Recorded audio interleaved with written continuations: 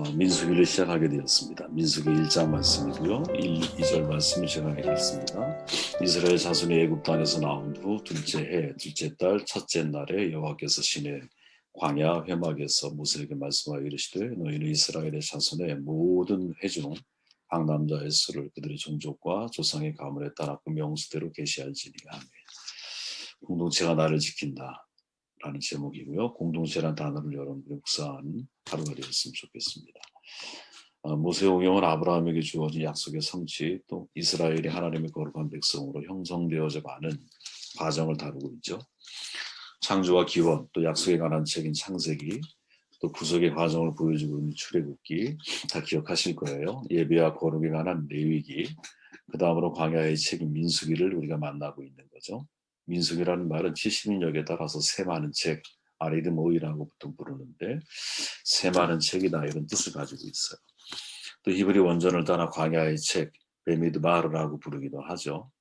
우리가 여러분 아름다운 해변에 가보면 바다의 그 색조가 시간마다 달라지잖아요. 그죠? 노을을 보든 일출을 보든 시간마다 색조가 달라지죠. 모세오경의 흐름을 보면 책마다 마치 색조가 달라지듯이 조금씩 내용이 좀 달라지고 있는데 이 달라지는 것은 나빠지는 게 아니라 완성되어져 가는 거죠. 완성되어져 가는 거. 그러니까 창세기를 보면 하나님의 약속이 보이는 겁니다. 약속의 관점에서 우리가 창세기를 봐야 하는 것이죠. 출애굽기를 보면 우리가 가야 할 인생의 길이 보이는 거예요. 애굽의 길이 있고 시내산의 길이 있는 거예요. 세상의 길이 있고 하나님의 길이 있는 거예요. 또 우리가 내일 길을 알아가면 알아갈수록 예배가 보이는 것이죠. 예배가. 또 우리가 신명기 다음에 들어가겠지만 신명기를 알아가면 알아갈수록 진짜 축복과 저주가 뭔지 어떤 길이 복된 길이고 어떤 길이 저주의 길인지를 우리가 알아갈 수 있어요. 그렇다면 민수기를 보면 과연 무엇이 보일까? 광야에서 승리하는 인생이 보인다라는 거죠. 여러분. 인생은 고해라는 말이 있잖아요.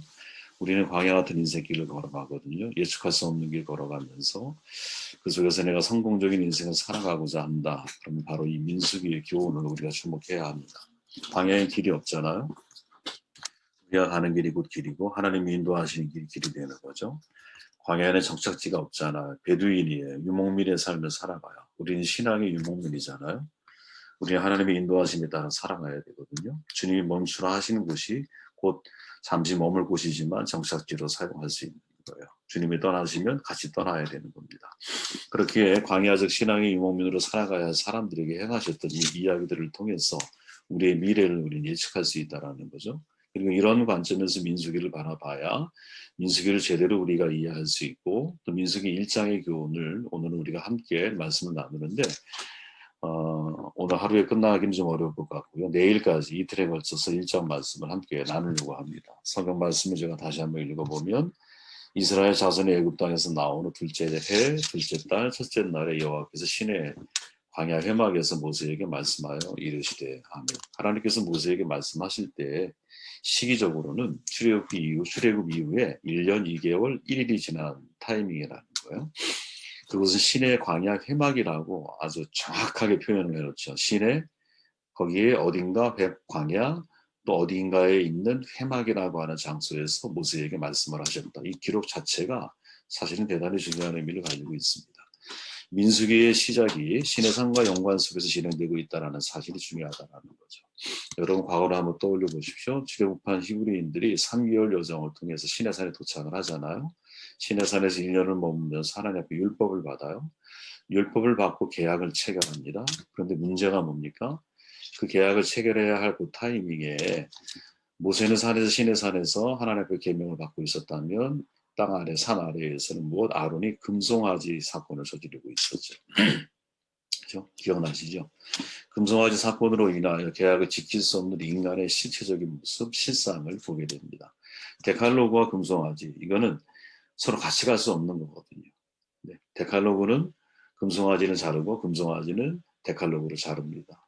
토저 목사님이 말하니까 서로가 만날 수 없는 서로가 평행선에 있는 거예요. 어떻게 보면 서로가 같이 간다면 서로를 잘라낼 수밖에 없는 바로 그런 문제가 사실은 시내산에서 이루어지고 있었죠. 데칼로그를 주실 때에 금송아지를 만드는 인간 도대체 하나님이 우리에게 말씀하시는 게 뭘까? 간단한 거죠. 너 자신을 알라라는 거죠. 인간이 어떤 존재인지를 드러내고 있다는 거예요. 인간은 죄인이라는 거죠. 그리고 근본적으로 죄는 눈에 보이는 바로가 아니라 잘 들으셔야 됩니다. 보이지 않는 바알이 문제라는 거죠. 바로와 바알 이렇게 놓고 보았을 때 눈에 보이는 바로가 진짜 문제가 아니라 보이지 않는 바알이 진짜 문제라는 거죠. 바로는 애굽에만 존재하는 게 아니라는 거예요. 진짜 바로는 우리의 내면에 숨어 있다라는 거죠. 그 실체가 바알이라는 거예요. 바알. 눈에 보이는 바로는 여러분 세상적인 힘이나 혁명을 통해서 무너뜨릴 수 있어요. 그러나 보이지 않는 내 내면에 있는 바알은 그것으로 해결이 되지 않는다는 거죠. 여러분 예수님의 말씀 눈으로 한번 따라와 보십시오. 한 사람이 두 주인을 섬기지 못할 것이니 혹 이를 미워하고 저를 사랑하거나 혹 이를 중히 여기고 저를 경히 여깁니다. 너희가 하나님과 재물을 겸하여 섬기지 못하느니라. 마태복음 6장 24절의 말씀. 이때 재물을 만몬이라고 표현했죠. 헬라어로. 예수님이 돈을 가리켜 만몬이라고 부르셔요. 특별히 이 만몬 그 당시에 잘 쓰지 않는 단어예요. 실은. 돈을 가리키는 다른 단어가 있었어요. 근데 이 만몬이라고 하는 표현을 예수님이 쓰셔요. 그리고 하나님과 만몬을 같은 선상에 놓으면서 돈을 의인화 내지 신격화시키고 있다라는 거죠. 만몬은 재물의 신으로 알려져 있잖아요. 여러분 만몬의 어원은 아만이에요. 히브리어로 아만. 이 아만에서 아멘이 나온 거야. 그리고 이 아만의 원래의 뜻은 확실한 것, 또 의지할 수 있는 것, 또 충성하다, 신뢰하다, 믿는다 이런 단어가 여기에서 나왔고요. 그래서 나아가 명사로는 진리, 충성 여기에 어원이 되는 거예요. 아만이라고 합니다. 다시 말하면 돈은 가장 확실하고 믿을 만한 것으로 사람에게 신뢰와 부단한 충성과 믿음을 요구하는 힘, 파워, 권세라는 거죠. 권세라는 거예요. 권세. 권세는 중립적이지 않거든요. 인간으로 하여금 이 권세 힘이 가지고 있는 방향으로 향하게 만든다라는 점에서 그것을 예수 그리스도께서 인격적으로 신격화시켜서 말씀을 하고 있는 거죠. 하나님이 인간에게 충성과 믿음을 요구하듯이 만몬, 즉 돈도 충성과 믿음을 우리에게 요구한다라는 거예요. 이해되시죠? 인간의 두 주인 섬길 수 없잖아요. 어느 하나에 선택할 수밖에 없거든요. 근데 하나님은 우리에게 내 말에 순종해. 이렇게 명령하세요. 순종과 충성을 요구하세요. 근데 누가? 만몬이라고 하는 건 역시 하나님처럼 신적인 권세를 가지고 있기 때문에 그들도 역시 사람들로 하여금 충성을 요구한다라는 거죠. 섬기지 못하느니라 주님이 하신 말씀이잖아요. 이 단어는 예배 단어예요. 예배 단어예요. 돈에 대한 예수님의 시각은 명확하거든요. 돈은 신격이라는 거예요. 그렇게 만문은 하나님과 원수가 될 수밖에 없다라는 거죠. 하나님의 원수인 만문은 이 세상을 주관하고 있다는 거예요. 그래서 예수님은 돈을 가리켜서 만몬이라고 호칭함으로 인하여 돈을 하나의 영적인 권세로서 하나님의 대립해서 인간에게 충성과 믿음을 요구하는 주인으로 보고 있다라는 거죠. 공교롭게도 지금 우리가 살고 있는 이 시대는 진짜 여러분 앞으로 더 그럴 거예요. 아주 천박한 자본주의 시대에 우리는 살고 있어요. 그죠? 돈의 지배는 모든 관계를 매매 관계를 만든다라는 거거든요. 돈으로 사고 팔 수 있는 것들이 전체가 다 그런 시대가 되고 있는 것 같아요. 그렇죠? 일단 이 매매 관계에 들어가기 시작하면 어떤 형식으로든 간에 사람들이든 모든 어떤 관계 속에 있는 것들이 매매라고 하는 형태로다가 서로가 구매하고 판매돼요. 사람도 연봉이라고 하는 것에 의해 가치가 평가가 돼요. 돈을 사고 파는 시대가 되었어요. 사람을 사고 파는 시대가 되었다. 부익분 빈익빈이란 이 천민 자본주의가 진짜 더 심화되게 만들어져 가고 있어요. 되게 고급스럽고 화려해 보이지만 여러분 내면을 파고 들어가 보면 절대 화려하지 않아요. 그러니까 자본주의가 심화되는 곳에서는요. 가난한 사람들의 삶 전체가 더욱이 그의 가족과 가족들의 삶 내면 전체까지도 부자들에 의해서 처분되어지는 인간 내면의 분해가 이루어지고 있다는 것이 이것이 돈이 지나고 있는 돈이 가지고 있는 돈이라고 하는 힘이 지니고 있는 역학 구조예요. 이러한 구조 하에서 여러분 생각해 보세요. 어떻게 사람이 사람 자체로 가치와 의미를 가질 수가 있겠어요. 사람은 대상으로 전락하게 되고요. 상품으로 전락하게 되어 있어요. 나아가 하나님이 아니라 만몬 최고의 자리에 군림해서 통치하는 이 가치 전도 현상이 일어나고 있는 것이죠. 돈에 대한 인간의 예속은 갈수록 심화되거든요. 이것은 예수님 시대도 마찬가지였어요. 여러분. 생각해 보십시오.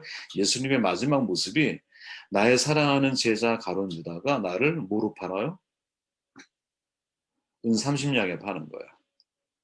예수님의 마지막 제자들과의 관계 속에서의 모습을 보면 그게 그 시대의 시대상이라는 거지.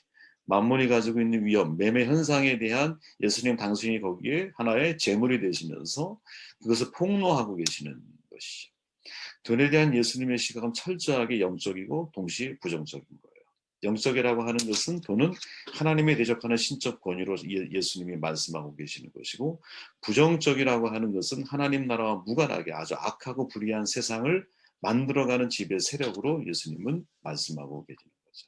이 문제를 어떻게 해야 하느냐, 예수님은 거저 줘라 이렇게 해결하시는 거죠.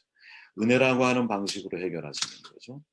항상 내 옆에 가난한 자에 대해서 내가 나의 소유를 흘려보낼 수 있는 삶의 태도를 가지고 이 문제를 해결해 가시는 것이죠. 네. 사모님 반갑습니다. 네, 몸 아주 그래도 많이 건강해지셨나 봐요. 예배 중에. 이집트의 바로가 여러분 생각해 보십시오. 아까 말씀드렸듯이 바로보다 더 강한 힘을 가지고 해결할 수 있지만 시내산 금송아지의 그 발은 어떻게 해결을 해야 하느냐. 이게 민수기가 우리에게 던지는 매우 중요한 도전이라는 거예요. 신의 광야 해막에서 모세에게 말씀하셨다는 의미를 어떻게 우리가 파고 들어가야 되느냐. 자, 눈에 보이는 바알이 바로라면 보이지 않는 만물이 바알이라는 거예요. 바로보다 무서운 것이 바알이에요. 왜? 우리의 마음속에 있기 때문에. 바로를 벗어나서 히브리인들을 출애굽했잖아. 근데 문제는 출애굽해서 하나님 말씀을 받아야 하는 그 타이밍에 시내 산 아래에서 뭐를 저지르고 있어요? 바알의 문제를 해결하지 못하고 있다라는 거지. 그거는 인간의 힘으로 해결할 수 없다라는 거예요. 내 내면에 있는 욕망, 이기심, 자기중심적인 삶의 태도, 그리고 만물에 대한 우상 숭배, 이 모든 것들이 내면에서 일어나는 일들인데 이것들이 어떻게 바로를 해결하듯이 해결할 수 없다라는 거예요. 이 문제는 어떤 문제이냐? 종교의 문제이고 신앙의 문제이고 영성의 문제이고 공동체의 문제라는 거죠. 그래서 하나님은 모세를 통해서 두 가지 방법을 제시하시는 건데 그중에 첫째가 뭐냐? 레이기라는 거예요. 너희가 참된 예배자가 되고 정결함과 거룩함으로 네 내면을 깨끗하게 씻어야 돼. 이게 레이기의 핵심적인 가치예요. 그죠? 그 다음에 대안이 뭐냐? 그게 바로 민수기라는 거죠. 레이기만 가지고 안 된다는 거예요. 다시 말하면 나 혼자 예배자가 되고 나 혼자 거룩해지는 것으로 바알의 문제를 해결할 수 있느냐? 그게 해결이 안 된다. 인간의 마음속에 들어있는 바알의 문제는요. 그보다 더 큰 힘이 우리에게 동원돼야 돼요. 그게 뭡니까? 바로 민수기, numbers, 공동체라고 하는 지원을 받아야 한다라는 거지. 여러분 공동체가 그래서 중요한 겁니다. 공동체가 바알의 문제를 함께 해결하기 위해서 우리에게 주신 것이 민수기예요. 여러분. 그래서 민수기는 출발 자체가 인구의 재편성으로 시작이 되는 거예요. 재편생된 그 이스라엘 사람들이 회막을 중심으로 회막을 향하여 바라보도록 진을 쳐요. 그리고 회막 제 앞에 레위 지파가 있는 거야. 그래서 이 진이 움직이는 방향대로 이스라엘이 움직이게 되어 있어요. 그래서 이것을 스데반 집사는 뭐라고 말해요? 돌아가시기 전에 7장 38절에서 시내산에서 그 천사와 우리 조상들과 함께 광야 교회에 있었다. 또 살아있는 말씀을 받아 우리에게 주던 자가 이 사람이라. 아멘. 그렇게 진짜 우리가 민수기를 보면 사실은 어떤 관점에서 민수기를 이해해야 하느냐? 민수기는 교회예요. 교회예요. 공동체라는 관점에서 민수기를 봐야 돼요. 우리가 전에 봤던 레위기는 예배자적 관점에서 우리가 봐야 했어요. 그죠? 월십. 그리고 예배자가 되기 위해서 내가 거룩하고 진짜 완성된 거룩은 나를 서원, 완전히 하나님 앞에 서원해서 헌신하여 드리는 것이 가장 뭐랄까 완전한 자로서의 거룩함일 거예요. 그럼 민수기는 어떻게 이해해야 하느냐? 그것만 가지고 안 된다. 인간은 혼자 있으면 안 돼. 독처하는 것도 하나님이 원하지 않잖아요. 너는 공동체의 지원을 받아야 돼. 그래서 여러분 우리는 어떤 결론을 내릴 수 있느냐? 공동체가 나를 지키는 거예요. 여러분 이 믿음이 있으십니까? 이 믿음이 주어지기를 바랍니다. 2절 말씀을 제가 읽고 말씀 정리합니다. 너희는 이스라엘 자손의 모든 회중 각 남자의 수를 그들의 종족과 조상의 가문에 따라 그 명수대로 계수할지니. 아멘. 이스라엘 자손의 모든 회중을 계수하는 거죠. 회중이라는 표현을 사용하잖아요. 여러분 이 회중을 신약적 관점에서 놓고 볼 때는 에클레시아라고 불러요. 교회라는 거예요. 시내산 금송아지 사건을 통해서 눈에 보이는 바로보다 보이지 않는 바알의 문제를 하나님이 드러내셨어요. 그리고는 이제 이스라엘 사람들을 다시 모든 회중이 한 명도 빠짐이 없어요. 다시 재편성하세요. 다시 말하면 교회 공동체로 이스라엘을 변신시키고 계시는 거죠. 이 말인즉슨 시인의 산 금송아지 사건을 해결할 수 있는 방안 중에 첫 번째는 참된 예배자 또 정결하고도 거룩한 삶, 하나님 앞에 온전한 헌신으로 우리의 개인적인 내면이 변화되어지는 것이 1순위라면 이게 내적인 거예요. 외적으로는 하나님 말씀대로 세워져 가는 공동체를 통해서 이 문제를 해결해 갈 수 있다라는 거죠. 여러분 하나님을 키우기 위해서 온 마을이 필요하다. 제가 습관적으로 여러분들에게 말씀드리지만 아프리카 속담이에요. 이스라엘이 이 기치 위에 유대 교육이 이루어지고 있어요. 그죠? 한 명의 그리스도인들을 세우기 위해서는 여러분 나라고 하는 개인을 넘어서 공동체라고 하는 울타리가 필요한 거예요. 보네프 목사의 책이 세 가지 있다고 그랬잖아요. 나를 따르라, 옥중서신, 성도의 공동생활이에요. 이 세 가지는 관점이 다르다 그랬죠. 그죠? 나를 따르라는 것은 세상으로부터 하나님이 나를 부르신 거예요. 옥중서신은 말 그대로 세상 감옥에 바울이 갇혔잖아. 우리를 다시 세상으로 파송하시는 거예요. 그럼 성도의 공동생활은 뭐냐? 나를 부르신 하나님이 세상에 파송하기 위해서 성도들과 함께 공동체 생활을 통해서 나를 훈련하시고 다듬으시고 진정한 교회로 나를 세우시는 과정을 우리에게 소개해주고 있어요. 그래서 이것은 세트로 읽어야 되는 책이에요. 어떻게? 나를 따르라를 읽고 성도의 공동생활을 읽고 그 다음에 옥중서신을 읽어야 돼요. 꼭 한번 기회가 되면 읽어보세요.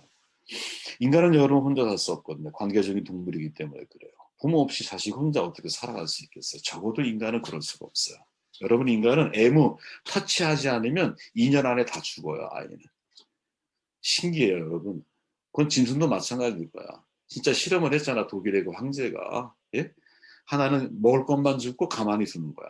하나는 이제 엄마가 돌보듯이 그 아이를 돌봐. 근데 실험이 더 이상 필요가 없어. 2년 안에 다 죽은 거야. 한쪽. 또 터치하지 않은 아이들은 다 죽어버렸어요.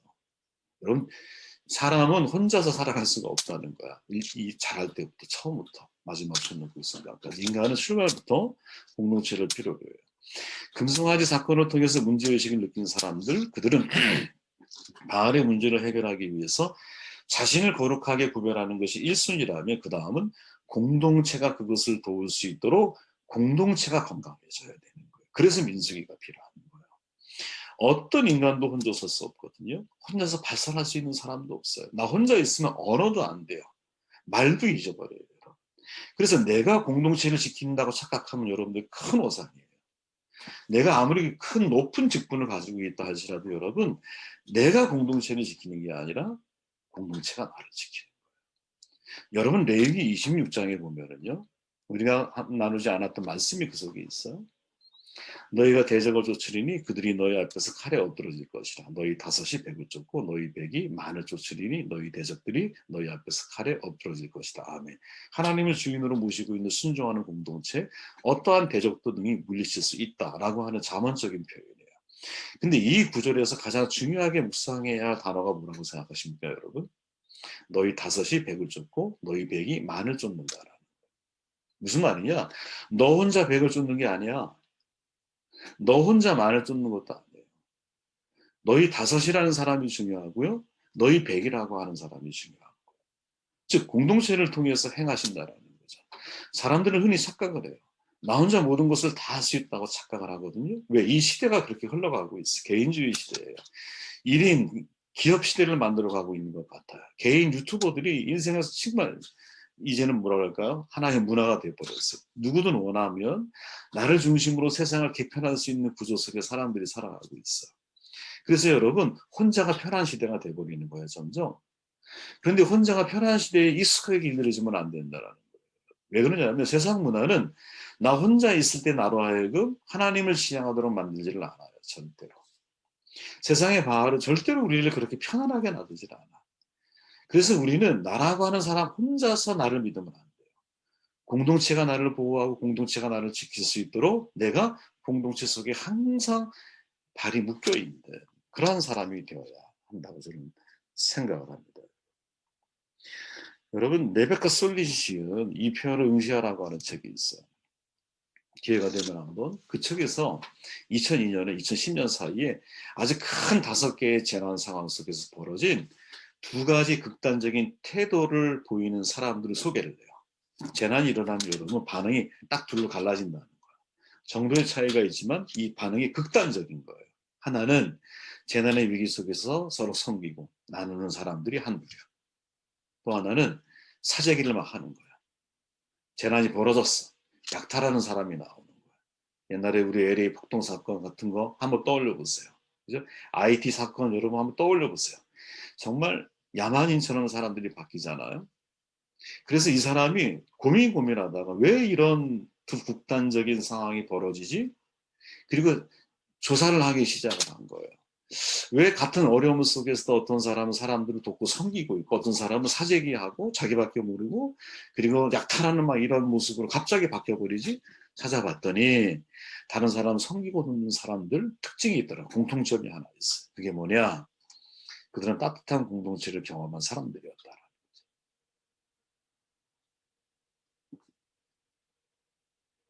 참 이게 주목해야 할 우리가 정말 주목해야 할 아주 이렇게 중요한 내용이라고 저는 생각을 하거든요. 우리가 이 교회 공동체라고 하는 크고 작건 대상이 누구이건 간에 교회 공동체 안에서 사람들이 정말 경험해야 할 게 뭐냐면 야 공동체 안에 있으면 참 따뜻하구나. 나 혼자가 아니구나. 내가 어떤 삶의 어려운 거 위기의 순간에 있어도 내가 이 공동체 안에서 돌봄을 받고 있고 섬김을 받고 있고 아 나도 역시 세상에 나아가 똑같은 어려운 상황에 직면했을 때 내 몸에 배어 있는 것이 습관이 돼서 그들 가운데 그렇게 드러나고 표현되어질 수 있는 그 에너지를 어디서 사람들이 공급을 받느냐 따뜻한 공동체를 경험하는 것에서 사람들은 그것을 뭐랄까 배워갈 수 있다라는 거죠. 저는 이것이 민수기가 우리에게 전해주는 중요한 마지막 교훈으로 우리가 받아들일 수 있지 않겠나 이런 생각을 해봐요. 저의 질문은 그거였습니다, 여러분. 아니 하나님이 레위기에서 진짜 거룩이 무엇인지를 다 말씀을 하셨는데 그런데 민수기에서 갑자기 인구조사를 시작하면서 모든 인구를 재편성하시고 새롭게 공동체를 갖고 나아가고 계시는가 생각해 봤더니 아주 중요한 핵심 눈에 보이는 바로는요 해결할 수 있어요. 외적인 힘을 가지고. 그러나 내 안에 진짜 숨겨져 있는 바 안의 문제는 공동체의 지원이 필요하다는 것을 깨닫게 돼요. 나 혼자 여러분 건강하게 쓸 수 있을 것 같잖아요. 근데 어려워요. 내 내면이 무너지면 누가 나를 이렇게 세울 수 있겠어요. 그죠? 그래서 항상 하나님은 나에게 지원 공동체를 필요로 하시고 지원 공동체를 보내주세요. 어떤 신학자의 말이죠. 교회는 뭐냐? 지원 공동체입니다. 우리 교회가 서로의 영혼을 지원해주는 그런 공동체로 세워져가는 축복이 있기를 바라고 민수기를 묵상하는 동안 이러한 공동체에 대한 의식들이 저와 여러분들의 어떤 뇌리 속에 잘 가꾸어져가는 그런 시간, 그런 기회가 되었으면 좋겠습니다.